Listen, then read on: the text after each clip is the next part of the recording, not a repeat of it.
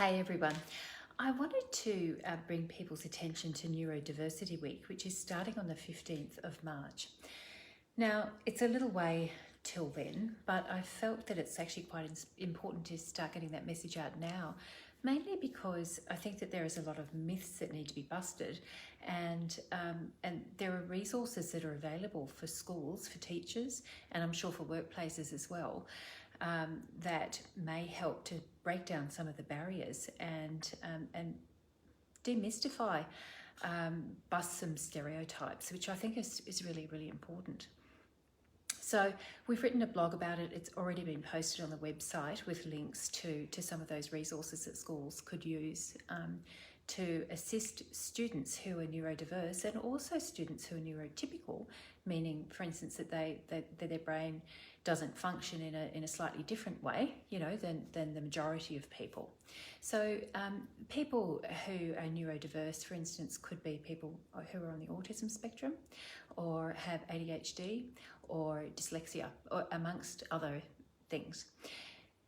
Now, if we think about it, there's a lot of people out there and a lot of assumptions that sometimes people who behave a little bit differently, come across a little bit differently, think a bit differently, learn differently, and not as bright.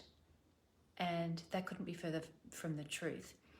Certainly from what I have seen and learnt and understood over the years, there's a spectrum. Intelligence is not,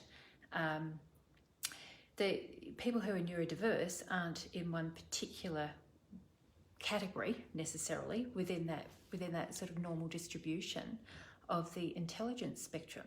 And in fact, a lot of people are what we call twice exceptional. They might be gifted and ADHD, or gifted and have high functioning autism, for instance, or otherwise be on the autism spectrum.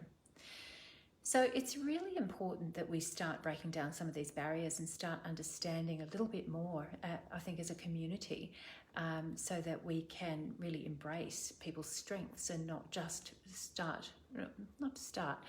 look at some of the perceived differences. All right. So think of Richard Branson.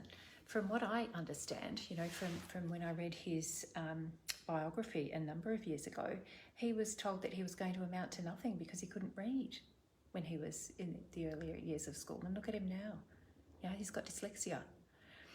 I know from personal experience, my husband worked in the film industry doing special effects for a long time, for many, many years, and worked on huge films. So one of the first films he ever worked on was Titanic, right? So straight to the top, to one of the best companies in the world. And I can tell you, there were a lot of twice exceptional people who were working with him at the time. A lot were on the spectrum, for sure. I didn't know it at the time. I didn't understand it. But now, looking back, I'm positive. And they were absolutely genius. My father was the same. I'm sure in hindsight, he would have been on the spectrum. And, he was on a full scholarship at the London School of Economics, one of the top places in the world, to do his PhD. And he was awarded his PhD and won a huge prize, which is only granted every 5 years for the best PhD. Now, PhD normally takes 3 years. He did his in 2.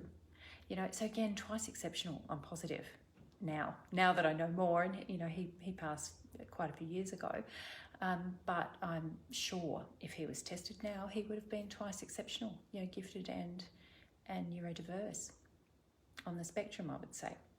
So, I've got a lot of personal experience with this, and I think it's really important to start getting that message out there and actually really start celebrating people's strengths rather than focusing on those perceived differences.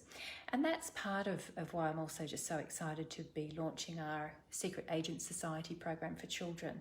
So for 8 to 12-year-olds, we're launching our first one in about 7 weeks, and it's only for 8 kids. But it was particularly written to begin with. Now it's evidence-based for other things, but it was particularly written to begin with for children who are on the autism spectrum, like high-functioning autism, what we used to call Asperger's, or ADHD. So I just wanted to, draw everybody's attention to that, to encourage people, if you are interested, have a look at the website, have a look at the blog. You know, you'll be able to see, I think there's even somewhere, I don't know how social media works all that well, but I think somewhere underneath this live stream, there is a link that you could actually click, or a post, I should say. Sorry, you can tell I don't know a lot about social media, to that blog. So that might be quite interesting for people to have a look at and have a read of, and just help to spread the word and bust a few myths out there. All right, thanks everyone. See you then. Bye.